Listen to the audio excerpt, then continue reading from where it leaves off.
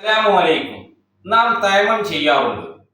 തയമത്തിന്റെ രൂപം എങ്ങനെയെന്ന് നമുക്ക് മനസ്സിലാക്കാം. തയമം ചെയ്യേണ്ടത് മണ്ണ് ഉപയോഗിച്ചുകൊണ്ടാണ്. വുളു എടുക്കേണ്ടത് വെള്ളം കൊണ്ടാണെങ്കിൽ തയമം ചെയ്യേണ്ടത് മണ്ണ് കൊണ്ടാണ്. അപ്പോൾ ആദ്യം മണ്ണ് നമ്മൾ ശുദ്ധമായ മണ്ണായിരിക്കണം, വൃത്തിയുള്ള മണ്ണ്, ശുദ്ധിയുള്ള മണ്ണ്, അതും പൊടിമണ്ണായിരിക്കണം. ഈ മണ്ണ് നമ്മൾ ഇങ്ങനെ വിരിച്ചു വെച്ചിരിക്കുന്നു, പരത്തി നിർത്തുക. എന്നിട്ട് നമ്മൾ രണ്ട് കൈ ഉള്ളനടി ഇങ്ങനെ അടിക്കുന്നു. അടിച്ചിട്ട് അല്പം ഒന്ന് വിരലുകൾ ഇങ്ങനെ വിരിച്ചു വെക്കുക. ഇതെന്തിനു വേണ്ടി? നമ്മുടെ വിരലിന്റെ എല്ലാ ഭാഗങ്ങളിലും ഈ തയമത്തിന്റെ മണ്ണ് പുലരാൻ കണ്ടത്. അതിനുശേഷം കൈ എന്ത് ചെയ്യുക? ഇങ്ങനെ പുറത്തോട്ട് കൊട്ടിക്കളയുക. എന്നിട്ട് നമ്മൾ മുഖം തടവുക. മുഖം തടവുമ്പോൾ മുകൾ ഭാഗത്ത് നിന്നാണ് ആദ്യം തടവേണ്ടത്. നീയത്ത് വെക്കണം.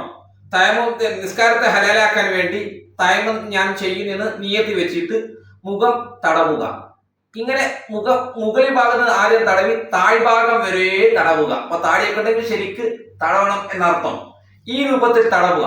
തടവിന് ശേഷം മൂക്കിന്റെ ഈ ഭാഗം ഇങ്ങനെ തടവുക, ചുണ്ടിന്റെ ഭാഗവും തടവണം. വുളു ചെയ്യുമ്പോൾ ഇത് ചെയ്യാൻ എന്നില്ല, കാരണം വെച്ചാൽ സ്വാഭാവികമായും ഒലിച്ചിറങ്ങും, മണ്ണായതുകൊണ്ട് അതുണ്ടാകില്ലല്ലോ. അപ്പോൾ മുഖം തടവി കഴിഞ്ഞു. ഇനി എന്ത് ചെയ്യുക? നമ്മുടെ കൈ പുരണ്ടിരിക്കുന്ന മണ്ണ് ഇതേ രൂപത്തിൽ തട്ടിക്കളയുക. അതെന്തിനാണ്?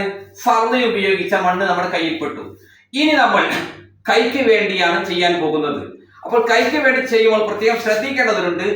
നമ്മൾ കയ്യിൽ മോതിരം ധരിച്ചിട്ടുണ്ടെങ്കിൽ അത് ഒഴിവാക്കണം. മുഖം തടവുമ്പോൾ എന്തില്ല, നിർബന്ധം ഇല്ല, സുന്നത്താണ് മോതിരം ഒഴിവാക്കുക എന്നുള്ളത്. കൈ തടവുമ്പോൾ മോതിരം ഒഴിവാക്കണം. കാരണം എന്താണ്? മോതിരം ഇട്ടാൽ ആ ഭാഗത്തേക്ക് മണ്ണ് എത്താൻ സാധ്യതയില്ല. അതുകൊണ്ട് തന്നെ മോതിരം എടുത്ത് മാറ്റൽ നിർബന്ധമാണ്.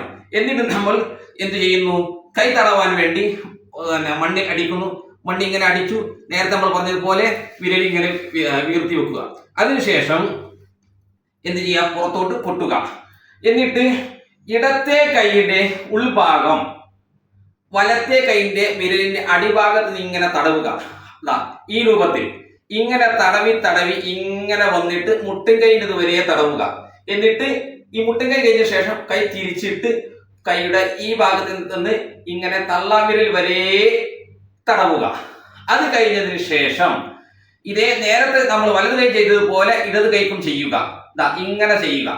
ഇത് ചെയ്ത് കഴിഞ്ഞ് ഇങ്ങനെ തടവിയിട്ട് ഇങ്ങനെ തടവി ഇതേപോലെ കൈകൾ ചെയ്യുക. ഇത് കഴിഞ്ഞതിന് ശേഷം പരസ്പരം വിരലുകൾ തമ്മിൽ കോർക്കുക. ഈ രൂപത്തിൽ കോർക്കുക. ഇപ്പൊ രണ്ട് ഭാഗം കോർത്തു കഴിഞ്ഞു. ഇങ്ങനെയും കോർക്കുക, ഇങ്ങനെയും. ഇതെന്തിനു വേണ്ടി? ഈ തള്ളവിരലിന്റെ രണ്ട് വിരലിനാകാൻ.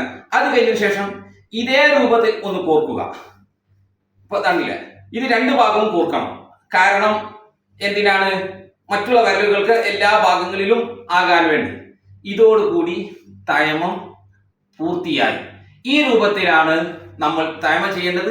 തയമം ചെയ്യുമ്പോൾ ഏത് കാര്യത്തിനാകട്ടെ രണ്ട് സ്ഥലങ്ങൾ മാത്രമേ തടവേണ്ടതുള്ളൂ. മുഖവും തടവുക, അതോടൊപ്പം കൈ മുട്ടുവരെയുമാണ് തടവേണ്ടത്. തയമം ഏത് കാര്യത്തിനാണ് ചെയ്യുന്നതെങ്കിൽ പോലും ഇതേപോലെയാണ് ചെയ്യേണ്ടത്. നിയ്യത്ത് നിർബന്ധമാണെന്ന് ഒരിക്കൽ കൂടി അറിയിച്ച് നിർത്തുന്നു. അസ്സലാമു അലൈക്കും വറഹ്മത്തുള്ളാഹി വബറകാതുഹു.